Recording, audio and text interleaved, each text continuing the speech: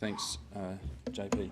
Yawai, Dhunghutti, Craig Ritchie, Ngā Guri Dhunghutti, Dhunghutti Gutan Bari Gimbazia Wataya, Bandunga Kai Mulamungu, Ngā Manatanan, Ngā Balor, beg your pardon, Ngā Manatanan Ghana, Gutunda Baria, Ngā Balor Gakangaran, Ngani Ko Ninan Baria Ditinda, Ngungun, Barain, and Gundakan. Well, good morning, I'm Craig Ritchie, I'm a Dhunghutti man. Our country is Kempsey. The mid-north coast of New South Wales stretches from the New England Ranges down to the sea, at Crescent Head, up from Walker down there. I want to pay my respects to the Ghana people, thank Ash for her welcome to country this morning, and acknowledge the great Professor Langton. What a hard act to follow. Thank you, JP, for pointing out that Marcy is the first woman to chair the council of the institute that I have the honour to lead. I'm really honoured to be here. I'm going to try and squish as much as I can into the time before morning tea, because we all want a cup of tea and Uncle is very thirsty. So I'll try and do justice to the invitation. I feel a bit of an outsider, not just because of the suit, but I'm an educator by training.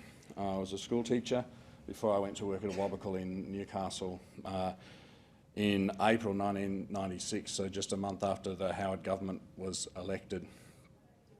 What a time.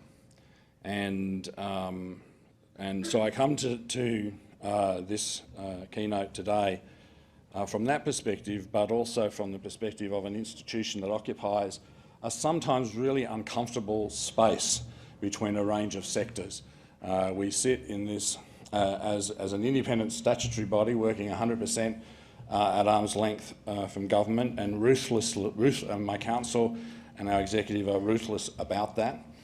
For those of you that are interested in pieces of legislation, the AIATSIS Act gives a minister not 1 ounce of power of direction over what the institute does. It doesn't exist in the AIATSIS Act, and we're very fierce and protective of that. But we occupy this really uncomfortable space between the education sector, government, what I'm uncomfortable with, but what we call the cultural sector, and increasingly, and particularly since 2016, the world around us. For many years, the Institute functioned sort of, I grew up in a small country town in Western New South Wales, and I hope this doesn't offend anybody, but there was this one building, we were Catholics, so there was this one building that we were in awe, not in awe of, but we wondered what goes on in that Masonic temple.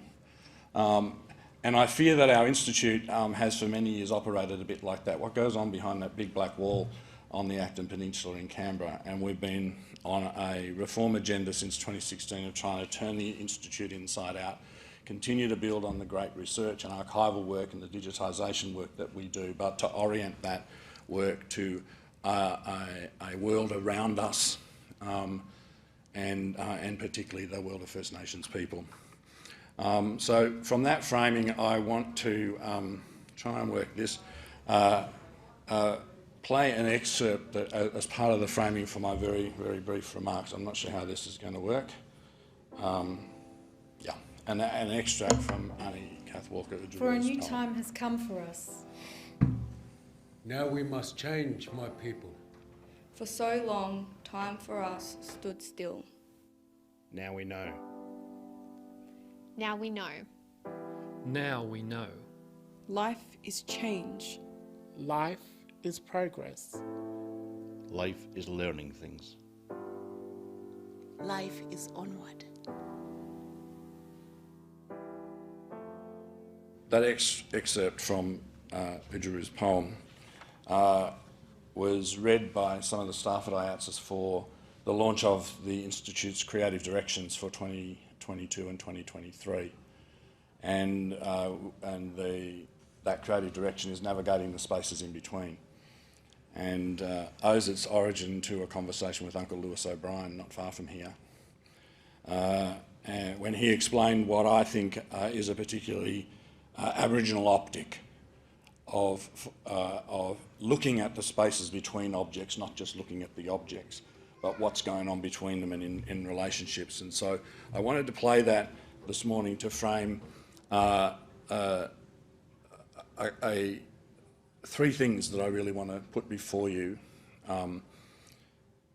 by way of suggestion, by way of stimulation, by way of maybe provocation even, at a time when we're celebrating an anniversary, a 50-year anniversary of First Nations arts and culture. And we've had a wonderful reflection on where that history has come from, where we've come from as a sector. But anniversaries are also good opportunities to think about where we're going to go. And I want to touch on three things today. Working as we do in that uncomfortable space, at AIATSIS we have a particular view of culture that I was really gratified to see reflected in Minister Burke's conversation yesterday as the thing that animating spirit, that animating perspective, that underpinning worldview through which we as First Nations people engage the world that we live in, understand our place in it, understand the world, and engage in community life. And so our focus is on that animating spirit. And there's a quote here from Clifford Geertz. It's an old quote, but the idea that culture is that sense-making, meaning-making framework within which we live and operate. And it's one of the reasons that I have some difficulty with the description of our institute as a cultural institution, because to be frank, tell me an institution that isn't in some way cultural. Banks are cultural. They just don't think they are. Government is cultural. It just pretends it's not. It all operates within a framework of meaning-making that is of the non-Indigenous other.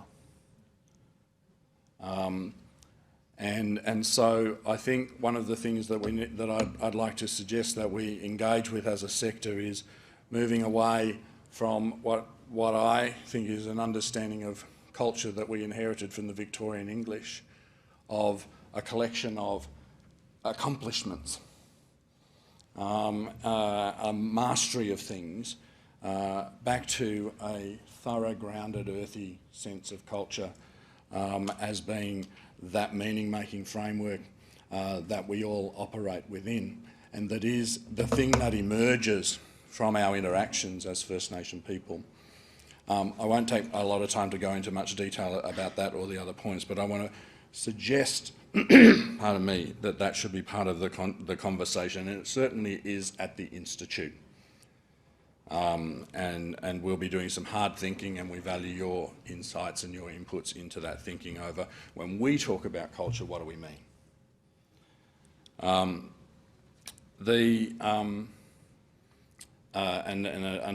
10 years after that first quote from Clifford Geertz, there's this idea of meanings embodied in symbols, embodied forms and symbolic forms. There's a lot said about truth-telling. We heard a lot about truth-telling yesterday.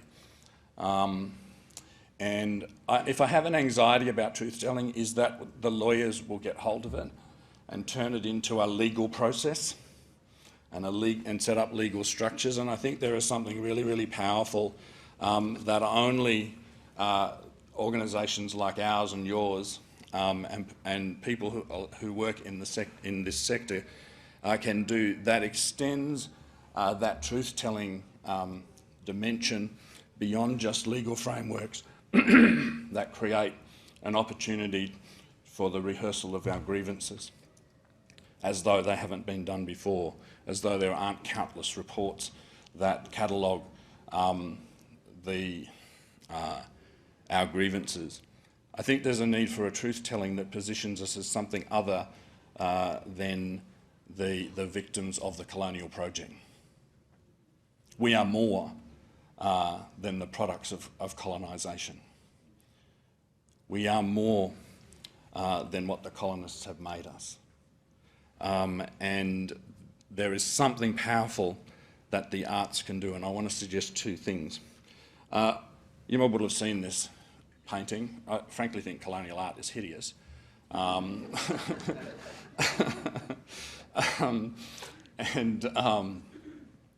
But this is very famous, the shearing of the rams. But we have in our collection, I think the NGV has in its collection, a work by Diane Jones, an artist from Noongar country, that appropriates this ultra-colonial image that underpins our national story. Not our story, but the story of this nation. She reworked it in this way. And there is something really powerful about the arts uncovering what was hidden and what's been obviated. And I think the great lie that the arts and culture sector is ideally positioned to counteract is the lie that when that coal barge sailed into Botany Bay on the 29th of April 1770, it brought with it civilisation, that it brought on the deck of that ship culture and arts and sophistication and wisdom and philosophy, as though there was nothing here. And I think that is for me, that is the great lie that has underpinned everything that happened from 1770 to today. The idea that we were primitive, the idea that we had nothing to offer. And I think paintings like this help to give a lie to the fact that there was nothing there, we weren't there. It's when I go down to our vaults, which tragically I have to do too often to see the artworks that we have in our collection, because all your mob who create art, you do it so it can hang in an archive wall, right, in a vault. That's what your mob do it for. My apologies to my archivist colleagues who think that's really important. It is, but I go down and I look at this painting, I'm moved by it every single time because it uncovers what has been obviated. I did a NAIDOC presentation. I was a history teacher last century, actually. I quit teaching in 1996. If we represented the history of this country, this is in 2020, from 2020 back 65,000 years, you can see that part from where it's got 2020, then there's a little arrow just so that's 1770. We spend so much time invested in that part of the story and we leave the rest of it untold. And I think there is part of truth telling that is telling the rest of that story. It is unpacking and revealing and embodying our brilliance, our intelligence, our sophistication, our wisdom, at a time when I think this country and the world need it perhaps more than ever. So, a conversation about culture, a conversation about truth-telling and the role of the cultural sector in that space. And then I think there is a moment that we're in at the moment. There's a moment that we have now for a conversation about what does a truly national First Nations cultural infrastructure look like. We've got big projects going on all over the place. We have one. There's one up the road that is, I think, being reviewed after yesterday. There is one in WA. There are big institutional projects going on in the arts and culture space. But I'm reminded of this. I used to think this quote said, when elephants dance, the grass gets trampled. I think that's more pleasant. But the proverb actually is when elephants fight, the grass gets trampled. And there is a call and a challenge, I think, to all of us in the sector to engage in a conversation that is to make sure that the big elephants, if I can use a less ugly metaphor, don't fight and damage and create damage and trample the grass, if you understand what I'm saying. I think there is a real moment for a conversation about a national Aboriginal and Torres Strait Islander cultural infrastructure, what it looks like. We're thinking about the implications of that for the Institute. We're 60 years old in 2024.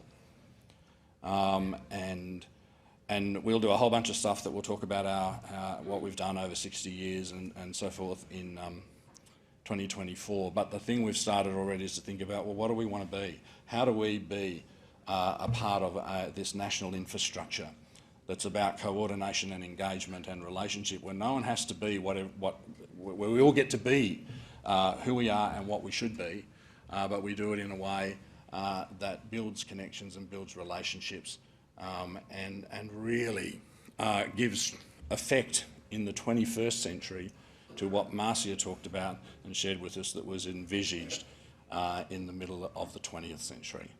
And so it's cup of tea time and my throat is as dry as anything.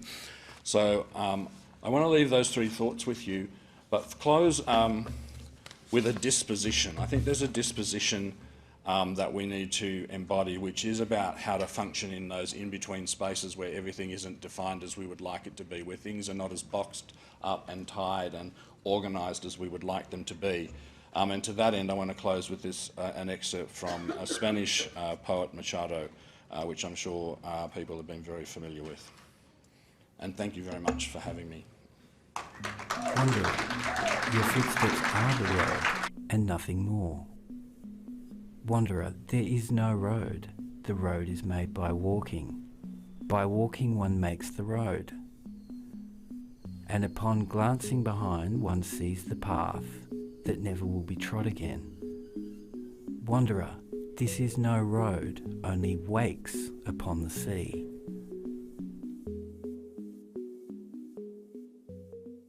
We don't know the end before the beginning. We make the road as we walk it, and I think we need to walk it together. And thank you once again for having me. Cheers.